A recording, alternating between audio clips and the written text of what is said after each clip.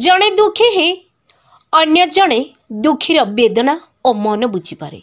यह उक्ति को वास्तवतार रूप देते डेराबैस अड़ंगा ग्रामर जड़े भिन्नक्षम युवक दीपक जेना। दीपकंकर जन्मरू पोलियो रोग जो गोड़ दुईटी दुर्बल थिवारु से चली पारि नाहांती।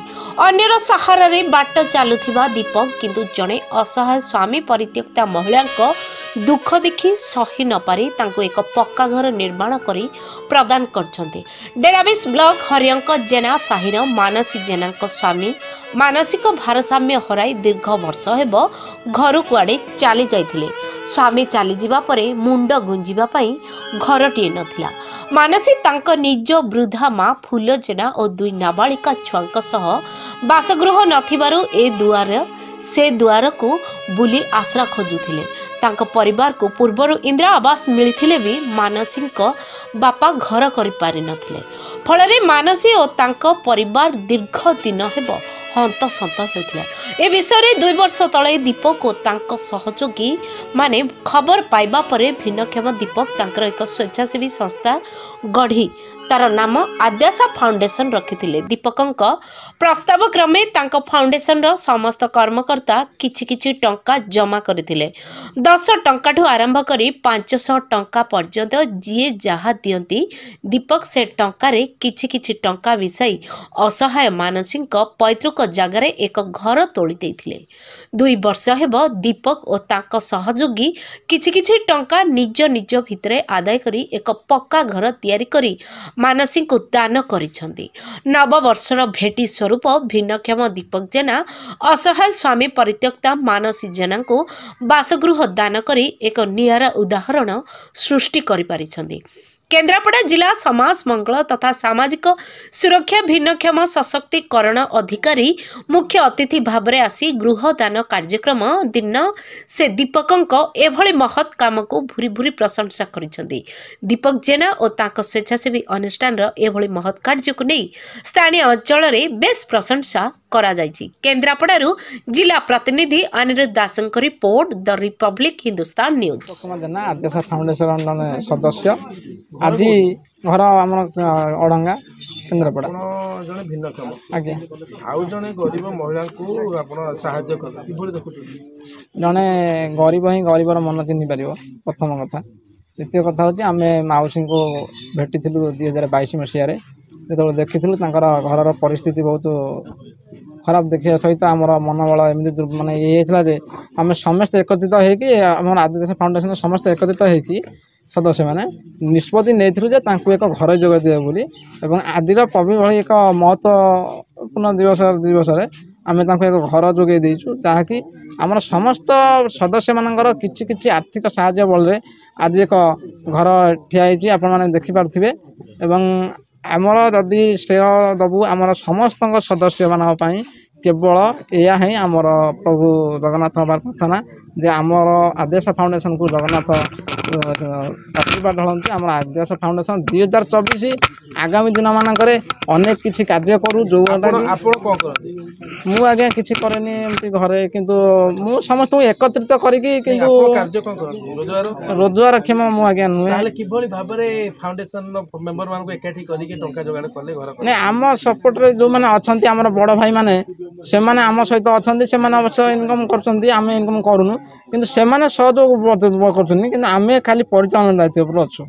पैसा कलेक्शन करथिले केते टका घर खर्च सेमिति माने नहीं आमर सदस्य एमिति अछंती 20 टका दियंती कि 50 टका दियंती 100 दियंती 500 भी दियंती। अच्छा आपण ए घर करिबा परे एभली गोटे नियारा पदक्षेप नवा परे आगु कोन उद्देश्य आगु आमर जेमति कार्य होउथिला असहाय मानकर पाखरे सहयोगर हाथ बढ़ाउथिले आमर सेमति आगु मध्ये आम असहाय मानकर पाखरे पहुंचीबु एवं भिन्नक्षम आउ जने गरीबन को गोटे घर देले अति उत्तम मानविकतार कथा देखुची जड़े भिन्नक्षम मु जो विभाग कार्य करुच्ची सामाजिक सुरक्षा भिन्नक्षम सशक्तिकरण विभाग यार प्रथम 5टी लक्ष्य भितर प्रथम लक्ष्य रही भिन्नक्षम कल्याण। जो पिलाटी आज आद्याशा फाउंडेशन मेंबर दीपक कुमार जेना सी जड़े भिन्नक्षम हो अन्य मानकर दुख को सही पारि ना आद्यास फाउंडेशन समस्त सभ्य सभ्या को एकत्रित करी भौणी मानसी जेना जे असहाय स्वामी परित्यक्ता महिला जड़े तांकू एक घर जोगई देइछंती। या कम बड़ कथा नुहे।